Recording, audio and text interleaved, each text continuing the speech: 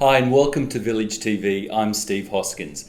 In today's episode we're talking with Tracey Ward, who is the director and founder of Talking Genders. Welcome, Tracey. Thanks very much, Steve. It's great to have you here. Can you tell us a little bit about Talking Genders, your business, and what it is that you provide business and leaders? Yeah, absolutely. Look, Talking Genders is all about helping men and women make their business conversations work. And what we do is we help both genders understand the differences between the two so they can reduce misunderstanding and work more effectively as a team within the organisation. In your experience before this organisation started, and I'd like to ask you a bit about how you got the business going. Sure. and what you're doing at the moment. What's been your experience with men and women and the gender aspect, either equality or gender bias or whatever got you to, in your own experience, get to the position that you're in at the moment to educate business on this? Yeah, well, it started, I hate to admit, but a long time ago. I started off life in civil engineering. So I was working in a very male-dominated environment. In fact, I was the only female. And I'd love to say it was a great success, but I found myself continually banging my head against a brick wall of just not seeming to be quite on the same page of these lovely men that I was working with. So I became aware very early on that often men and women focus on different things and approach things differently. And so I think that's been in the back of my mind throughout my career. Mm-hmm. But I've spent the past 12 years working in organisations, helping them develop their communication skills. And more, I find I was saying the same thing, particularly to women, on how they could approach situations differently to get more out of their male audience. So hence why Talking Genders came to be. I can imagine being the only woman in an engineering firm would be like a male nurse being in a maternity ward or something like that. Absolutely. And, I have to stress, I worked with great men.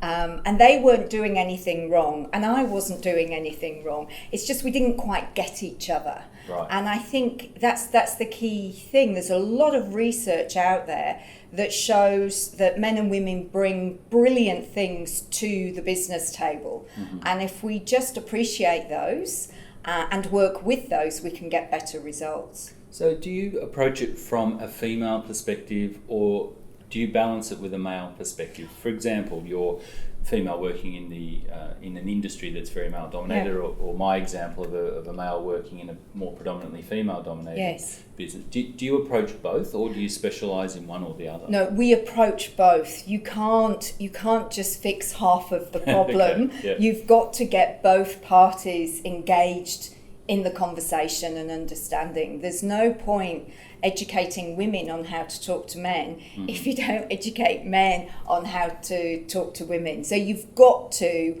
approach both sides. If I was to ask you, and I will, because it's an interview, Yes. What is the key message that you would say, let's start with women in business, what is the key message you like to convey to them about communication in particular?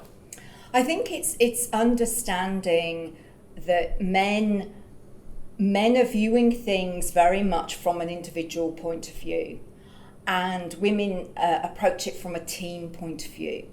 And so it's recognising that key difference and being able to, although there are individuals that are working in a team, if they're all male, they're working on projects separately. So for example, if you're managing a team, you need to give men a bit of space to do their own thing, whereas women will work much more collaboratively together, and men can sometimes feel this over questioning that the female manager doesn't trust them to do their work. Right. So it's just it's understanding that we're different is the key. Do you do something like a diagnostic? You've got men and women, so you've got male and female. Is there a diagnostic or a health check or something that a business can do in order to see whether their behaviours are productive, effective, given their gender balance? And there tends to be a bias towards a male domination in leadership, which is the glass ceiling that a lot of businesses and governments are working to make sure there's more gender balance. Is there something that a business can do to sort of check in with themselves if their behaviours or their styles are a certain way? Well, I think any organisation, if it's embraced the fact that they want to get men and women to the top and more balanced, then the diagnostic is to look and go, how are we going? Mm-hmm. And with a lot of organisations, they've got the paid maternity leave, they've got flexible hours, so they've taken away those physical barriers Mm-hmm. that can often stop women from moving up. So if they've removed those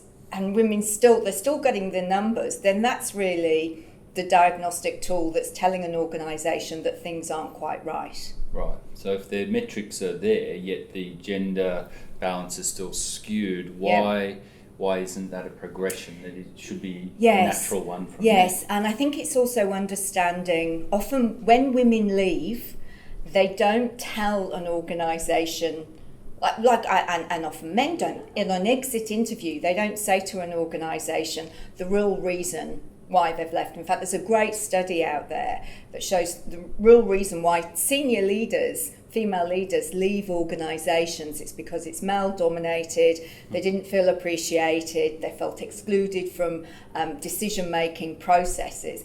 But what they tell the organisation, it's a work-life balance issue and they need to spend more time with the children because that doesn't cause issues. And they feel that they're not burning bridges. So, of course, half the time the organisation doesn't realise there's a problem, but women are still leaving. So even at the exit interview, when the individual, she has really nothing to lose by telling the truth, avoids that conflict discussion. Yes. Is that happening in the role a lot? Are women avoiding constructive conflict more than men who may address it more? I think a lot of people, I think exit interviews are really a bit of a farce. I mean, you think, how many people do you know that knows somebody?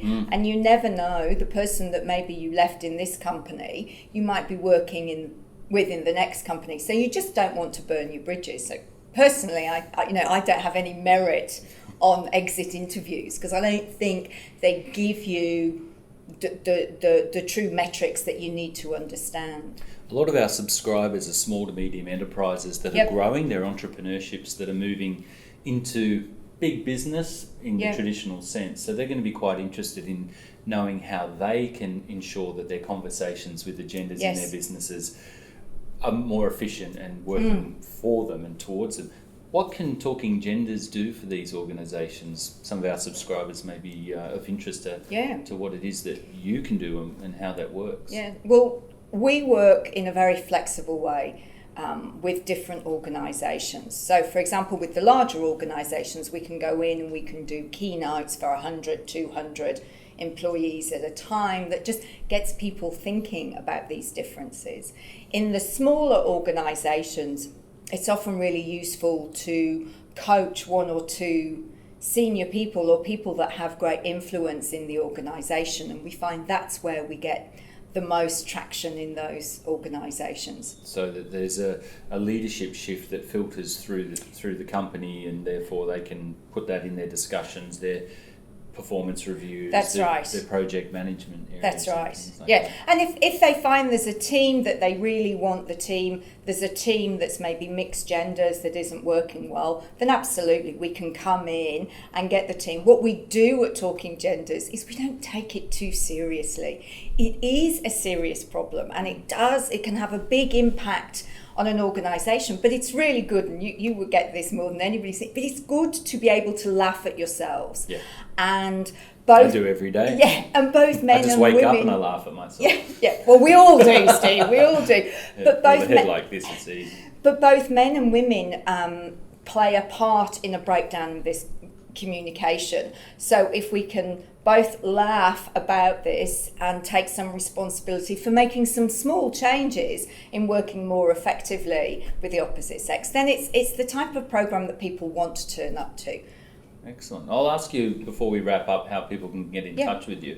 Before I do, it's really interesting to hear you have worked inside business for many years, and now you have a business that works for businesses. Yes. A lot of our subscribers are either sole traders as well, or they themselves have intellectual property that they're putting into the market for their area of specialisation. What can you tell us about your journey into this transition, and are there any tips any of our subscribers could follow in how they could get into the keynote talking scene and that kind of thing? Yeah, I mean, the key tip for me is make sure your topic, your area is something that you love. Mm-hmm. And as long as it's something that you love, then your passion, your enthusiasm will open doors and break down barriers. But if you're doing it because you think it's a good topic or you think it's what the market needs, then there's going to be a disconnect between you and the topic. So making sure that's right, I think, and that's tight is the most important thing. And if I was, and I am, a male... I believe you are, Steve. I am. And I was watching this, and Yes. I'm thinking to myself, I wonder how considerate I am Yep. of the way I communicate in reverse. I Yes. mean, you're a woman, and Yes. you come from the female perspective in business. What would you say one takeaway for a male working in business with women, either has a female boss, has females working for them, or side by Yes. side? What's the number one thing I could focus on as a male to improve the communication and everything in business? Yeah, I'm smiling because I'm thinking, oh, just one. I should have allowed you three. Yeah, no. The first thing is ask them what they think. Women are often more polite in meetings. Mm-hmm. So, and women, when they work together, ask each other what they think, whereas men don't. So to ask a woman what she thinks about an idea, Mm-hmm. I think is really important. Okay. And another thing, so Yeah, I'm going to no, that's squeeze in one more, is understand. Often men in meeting complain that women ask, sometimes when they ask questions, that they're disrupting the flow, because men want to get the meetings done and get out. Right. But it's understanding where might she be coming from with that question. Because what it's proved, and particularly right up at board levels, women ask the questions that need to be asked. Sometimes males' focus can be so, we're focusing just going along this route, Mm-hmm. whereas a woman will question, well, actually, do we need to go there? And maybe we'd be better off heading over here. So it's understanding there could be a really important reason behind the question. So listen to it. And seeing it through. Yes. Okay, instead of seeing it as An interruption. off-topic Yes. or something Yes. like There is relevance behind it, even though it might not be obvious to the man what that is. Well, I'm just going to write that down so that I keep that in place. It would be unfair of me not to ask in reciprocal, what could women in business do, working in a predominantly male environment still until we get that gender balance, tickety-boo? What can women do? One or two things that you feel that women can focus on? Well, coming back to meetings and where men just want to get on and move, the key thing is for women is to answer, if they have been asked a question, to answer in what we call pyramid form, which means short piece of information. So if you were saying to me, Tracey, will the report be ready on Tuesday? The first answer is really short. The answer is no. Mm-hmm. If you want to know more, okay, when will it be ready? It will be ready next Wednesday at 9 a.m. And then because? And then stop there. Right. And then if you want to know why is it late, then explain that. But what women tend to do is they go, well, because David was, sick in accounts, so Deirdre, and the guys are going, just tell me, when is it going to be ready? So short pyramid form answers are perfect. Fantastic. I'll write that down as well to allow. Although this is recorded and will be available on Village TV, so I'm sure that I can watch this again and get those take some tips. notes. Yes. And if you out there have got some great things out of this, which I'm sure you have, you can see us on Village TV. And I'd like to thank you, Tracey. How can we get in touch with you? Yeah, just go to our website, talkinggenders.com.au. Fantastic. Thanks a lot, Tracey, the founder and director of Talking Genders. Thanks for joining us on Village TV. My pleasure. We look forward to talking to you again. That'd be great. Thank you.